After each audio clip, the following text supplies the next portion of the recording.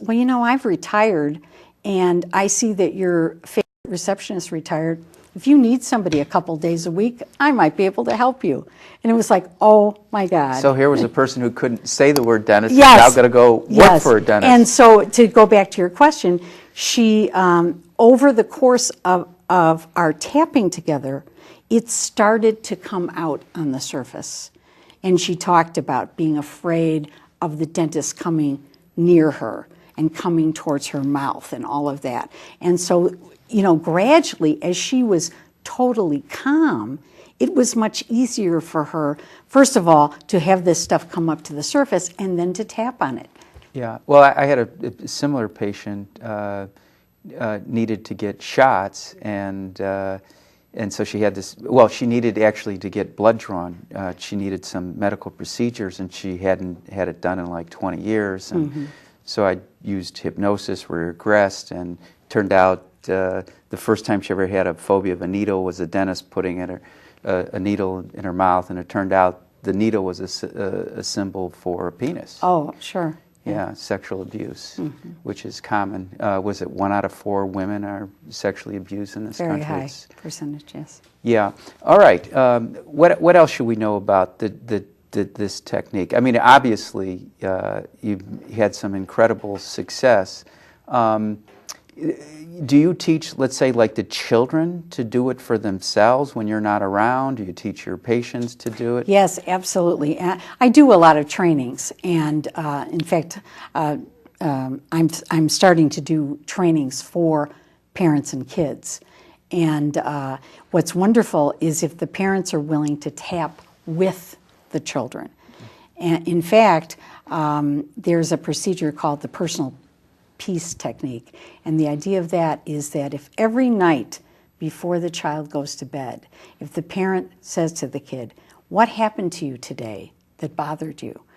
And you tap through it, then that child is not going to have nightmares that night and is going to be free the next day.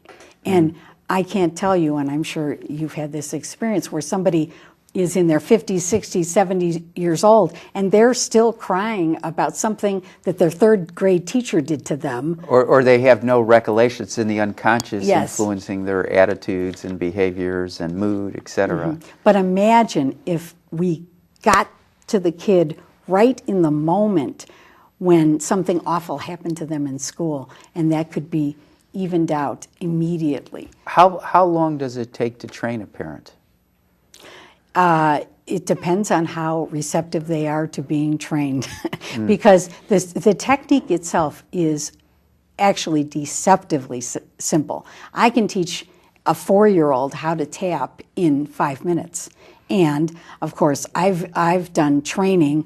I've taught people 6-hour, 12-hour, 18-hour trainings. I just came from a wonderful 9-day training with one of the masters, Lindsay Kenny, and it was extraordinary. So it's how far do you want to go? Do you want to just know the very, very basics, or do you want to make a real study of it? Well, what's the advanced tapping techniques? Oh, there are many, and one example of an advanced tapping technique is that one of the masters said, okay, so we're tapping on all this negative stuff. Okay, and let's say we eliminate a problem. And she said 2 words, now what? Because I'll tell you, I've had people get angry at me because I took away their crutch. They have identified, like this woman, she identified her whole life as a woman terrified to go to the dentist, So we took that away. So then the new thing we do is called the choices technique. Okay, if your problem is gone, how do you choose to have your life be different? And you tap on that. And you actually are reprogramming yourself to have a positive experience. And you're also, by asking that question, you're creating what's called transderivational search, where a person's searching their unconscious going, yeah, what am I going to choose to make my life better? Yes. So that's good. And what else at the conference? Because the conference sounds magnificent that you went for 9 days? 9 days. It was one of the most extraordinary experiences of my life. And what's wonderful is I bet you did a lot of tapping there. Oh, yes. And the way that I train people and the way Lindsay trains us is we work on ourselves. Because how better to learn how to work with energy than, okay, here's a way of tapping. Now work on one of your own problems. Well, I like what it says in the Course in Miracles, you teach what you have to learn. You're teaching Absolutely. about tapping because that's Absolutely. what you've had to learn. Yes. So what were some of the fascinating things you learned? Because this is probably the cutting edge stuff of tapping. Absolutely. In fact, they've come up with a new term just recently called meridian tapping techniques. And what it is a whole group of practitioners have gotten together and said, okay, there's TFT, thought field therapy, there's EFT, emotional freedom techniques, there's NLP, I mean, there's all kinds of initials, and we all are kind of coming at this in a slightly different way. Let's all get together and share our techniques and learn from one another. So that's what's been going on. And one of the techniques I learned from Lindsay was how to figure out what your goals are and program yourself towards goal setting. And I mean, what we've started to do is say, pick a technique, put tapping with it, and you make that technique work better. For example, I was at the Byron Katie workshop. It was wonderful. But I saw there were people very resistant. And I thought right away, if I could tap with that person while they're challenging their thoughts, then I think it would work faster and better. I would agree almost anything would work faster and better when you change the physiology, the biochemistry, the nervous system, so that we can be like an empty cup through which we can, God, nature, the source can fill us with inspiration and ideas to evolve and to release the past. Absolutely. And one other thing I wanted to tell you is that I can even work with people who think that this is garbage.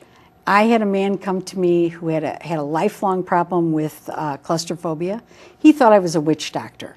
And his attitude was, what the heck? I'll try anything. I want to go fly in a jet plane, and if the thing comes over my head, I'm going to be scared, and that's inconvenient to me, you know.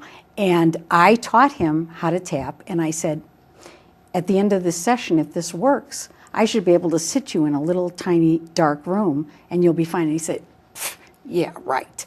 45 minutes later, I sat him in my powder room with the light off, and I talked to him through the door. I said, are you okay? He says, I'm fine. He left and never would admit that what we did helped him because it didn't fit into his... Well, he needed to hold on to his symptoms. We're going to have to cut it there, but Okay. I'll let people know where they can get a hold of you. Thank you. For more information about Dr. Kiya Immergluck, the Infinity Foundation of the Inner Quest talk show, stay tuned to the credits at the end.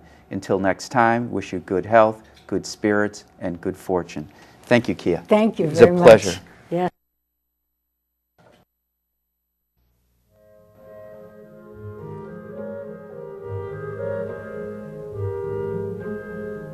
For more information about this show, our guests, Infinity Foundation, or any of our other programs, please visit our website, infinityfoundation.org, or call us at 847-831-8828.